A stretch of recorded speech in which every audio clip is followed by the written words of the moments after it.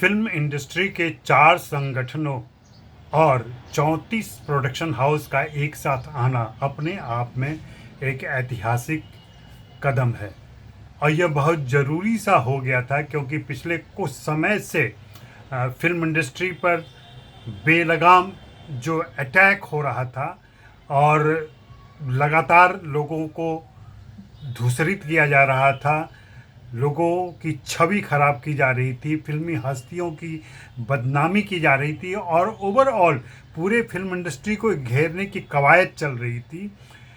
उसके खिलाफ लोग इकट्ठे हुए हैं और यह बहुत ज़रूरी सा लग रहा था। जो लोग भी फिल्म इंडस्ट्री को करीब से जानते हैं और यहाँ की गतिविधियों से परिचित हैं, उनको इससे सुकून मिला है और फिल्म इंडस्ट्री के अंदर एक राहत सी मिली है कि चलो अब तो कुछ होगा।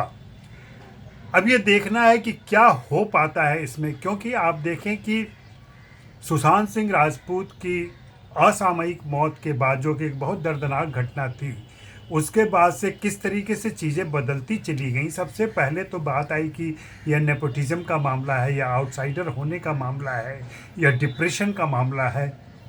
फिर बात चली गई कि नहीं, ये हत्या है, और ये हत्या की बात इस तरीके से गढ़ी गई, इस नैरेटिव को इतना मजबूती प्रदान की गई कि पूरा देश यकीन करने लगा कि हाँ, सचमुच सुशांत सिंह राजपूत की हत्या ही हुई होगी। और इसमें चूँकि महाराष्ट्र के कुछ ताकतवर लोग शामिल हो गए हैं, इसलिए उनको छिपाने की, दबाने की कोशिश की जा रही है।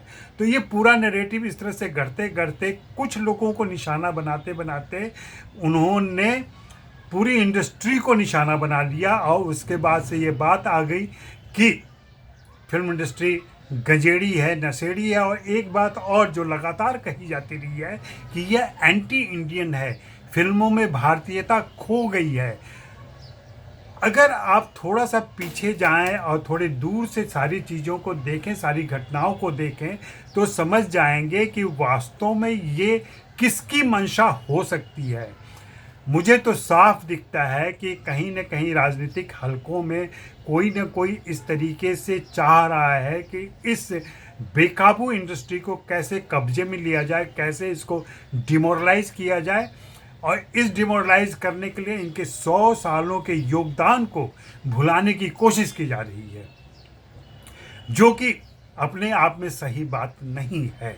हाँ, फिल्म इंडस्ट्री के अंदर कमियां हैं, कमजोरियां हैं, बहुत सारी खराबियां भी हैं, जो लगातार कुछ सालों से चली आ रही हैं। कभी तेज होती हैं, कभी धीमी होती हैं, और इनके अपने अंतर्विरोध हैं।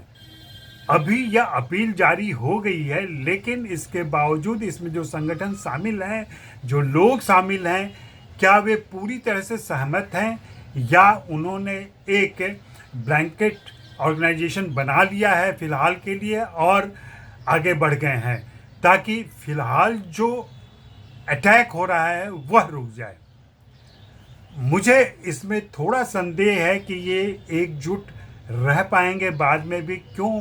क्योंकि लेखकों की अपनी समस्याएं निर्माताओं से हैं, निर्देशकों की समस्याएं लेखकों से हैं, सब आपस में गुत्थम गुत्था हैं, लेकिन उनकी अपनी निजी समस्याएं भी लगातार आती रहती हैं। तभी ये संगठन बने हुए हैं। उनकी मांग होती है, उनके साथ शोषण होता है। इस शोषण के बारे में भी फिल्म इंडस्ट्री को सोचना पड़ेगा।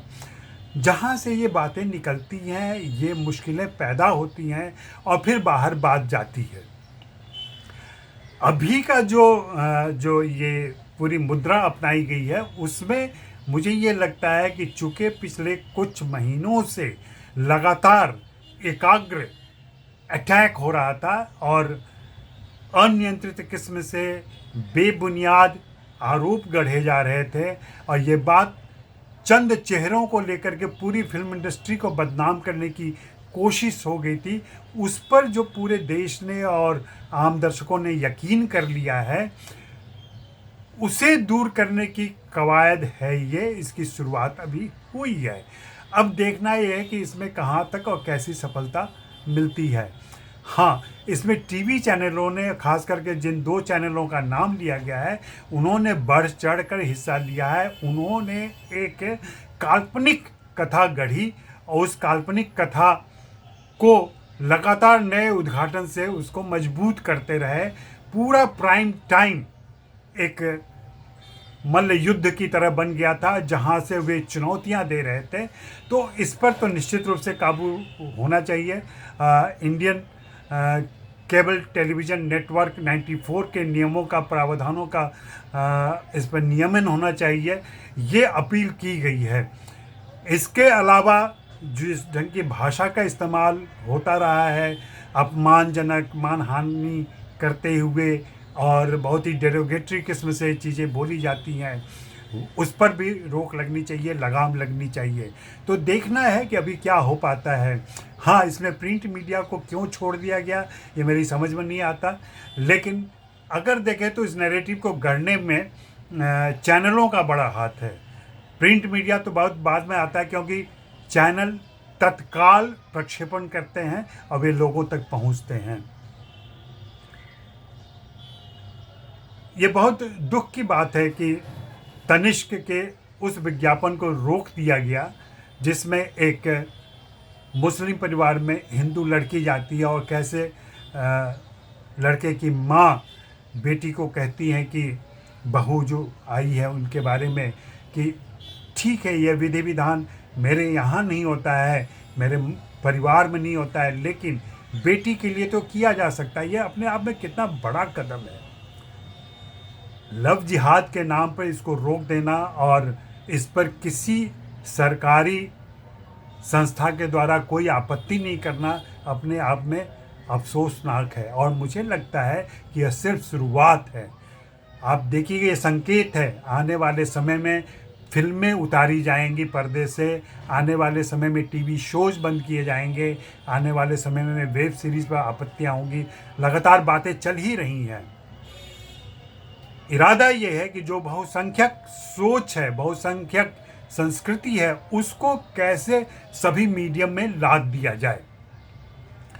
या तो आप हमारी बात मानकर चलो या चुप रहो, यही अपनाया जा रहा है।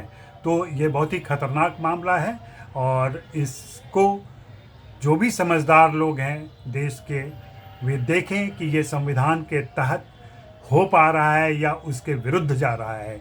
मुझे लगता है ऐसी गतिविधियां संविधान से मिले अधिकारों के विरुद्ध जा रही हैं, इसलिए इस पर तत्काल रोक लगनी चाहिए।